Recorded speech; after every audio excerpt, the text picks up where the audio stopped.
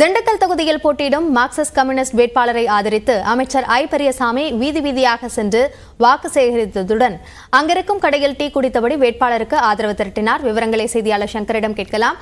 சங்கர், இப்ப எந்தெந்த பகுதிகளில் அமைச்சர் வாக்குகளை சேகரிக்கிறார், என்னென்ன விஷயங்களை குறிப்பிட்டு வாக்கு சேகரிக்கிறார்?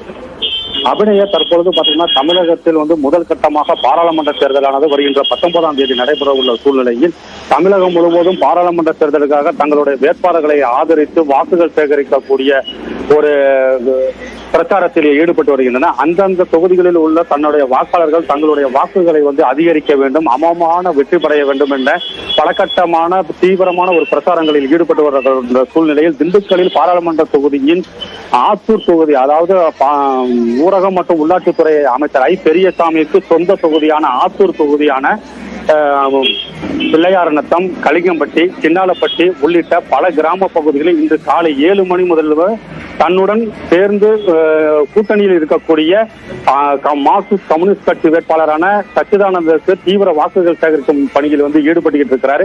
இந்த ஈடுபடும் முறையின் பொழுது எப்பொழுதுமே இரட்டை இலை மற்றும் சூரியன் போட்டியிடக்கூடிய இந்த திண்டுக்கல் தொகுதியில் இந்த முறை கூட்டணி கட்சியான அருவாள் சுத்தியல் நட்சத்திரத்திற்கு இந்த தொகுதியை ஒதுக்கப்பட்டுள்ளது.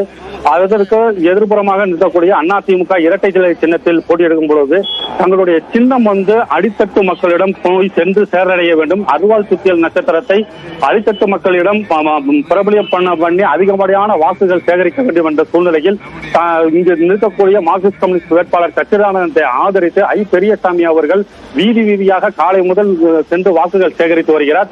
மற்றும் தங்களுடைய அந்த அருவாள் சுத்தியல் நட்சத்திரம் சின்னம் அடித்தட்டு மக்களிடம் அந்த சூரியன் இல்லை, அப்பொழுது அந்த அருவாள் சுத்தியல் நட்சத்திரம் இருக்கிறது என்று அவர்கள் வாக்களிக்க வேண்டும், அதுவும் அதிகப்படியான வாக்குகள் வித்தியாசத்தில் ஜெயிக்க வைக்க வேண்டும் என்ற கோணத்தில் அவர் பிரச்சாரத்தில் கீழ்த்தட்டு மக்கள் அன்றாடம் பயன்படுத்தக்கூடிய அந்த டீ கடையில் சென்று டீ எறிந்தியும் அங்கு உள்ள வாக்காளர்களிடம் பொதுமக்களிடம் வாக்கு சேகரித்த வண்ணம் வருகிறார். அபிநயா, விரிவான விவரங்களுக்கு நன்றி சங்கர்.